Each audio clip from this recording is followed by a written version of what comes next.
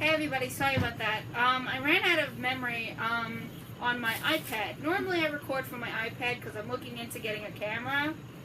So I ran out of space, had to do some stuff.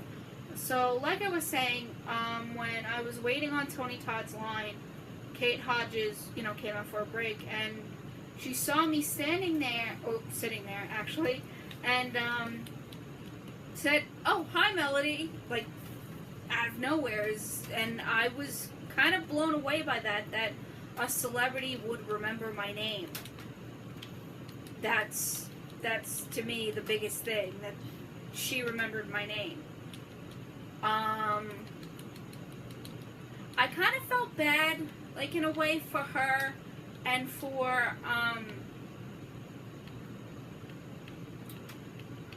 I know his name, and John Kessler.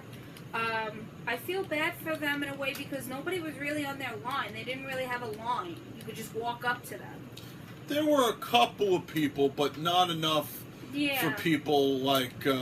Landing Camp had a line. Oh, she had a huge line. She had a pretty decent-sized line.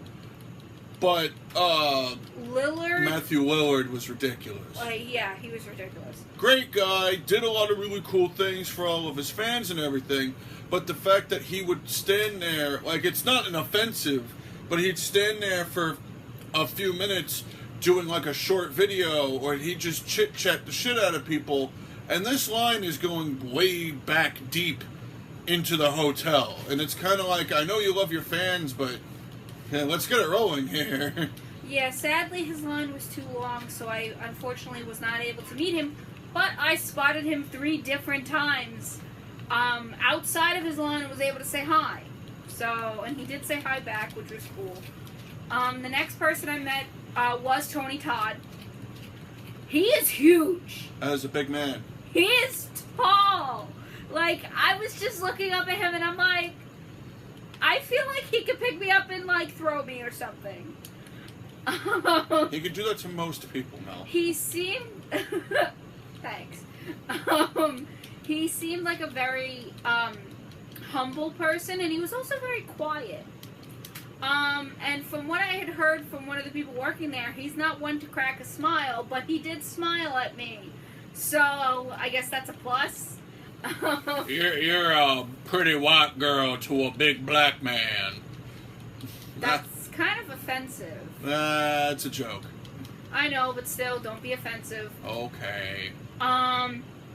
So I talked to him, and he actually told me, because I was asking him about Candyman, he told me that he actually did have the bees on his face and in his mouth. Because I had read an article saying that he did, and I asked him, well, what was it like? And he said, well, he said he read the script and he knew it was going to happen. So he just kind of went with it. There was a trained beekeeper on set. That's Mr. Fuzzy. There was a trained beekeeper on set, and he told Tony Todd to, like, look at their faces. They all have names. Remember their names. And he was like, listen, I'm an actor. I'm not a beekeeper. It's not my job to remember their names. And he did get stung 26 times throughout the 3 movies that he did do. But from what he told me, he had a good lawyer and was able to get compensated for getting stung. So... I guess that's good in a way that he was able to get compensated for his injury. Man, if I got stung on the job, since I'm an exterminator, my boss would just look at me and call me something offensive. Suck it up, cupcake. Although, see, what people don't really realize is, the bees flying around. But when you're wearing that big spacesuit and you got the mesh in front of your face, they land on it and still trying to sting you through the mesh. That's scary. That's bad time. Attack of the Killer Bees. Listen, I don't want to know what any of that... Like, he had to put all those bees on him. I don't want to know what half of that is, and I have to wear a suit. Yeah, true. So, oddly enough, I have been stung in the mouth when I was a child. I was stung in the mouth by a honeybee. worst experience of my life. My jaw was basically swollen for about 2 days. So I can't imagine it being any more fun for him. We also met, what was his name? The guy Robert Carradine, who was Louis Skolnick, and he was in the lead nerd in Revenge of the Nerds. I was really happy about that. Because That was more for him. Even though we both love Revenge of the Nerds a lot, that was more for him to meet him. We got to talk to him, and he got his autograph, so I know he was happy about that. We actually found out that Revenge of the Nerds was like one big frat party. They partied all the time, apparently, and there was a lot of horsing around and pranks going on set, and a couple people also got in trouble. More than enough people got in trouble. So, apparently... There was a fair amount of cops called. Yeah, so apparently, movie and real life are as We're pretty much accurate. accurate. Yeah, everything was basically somewhat the same.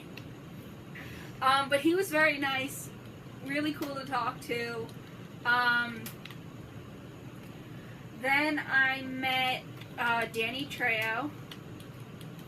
I oddly enough got a machete signed by him.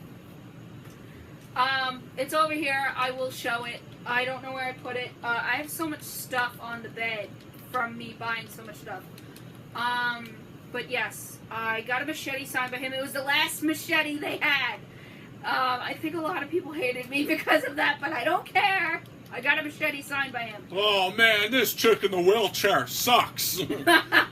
I'll take that machete to her legs and really give her a wheelchair. Hey! I'm pretty sure that's what a fair amount of people said. So I got that signed. I asked him a question.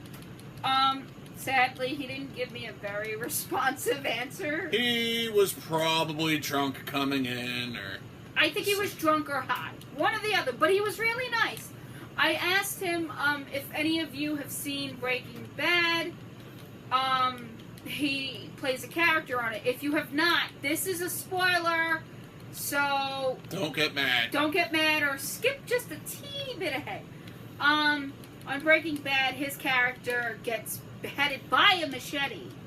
So I asked him, was it coincidentally, or did he tell the writers to have it where he was killed by a machete and he plays a character named Machete?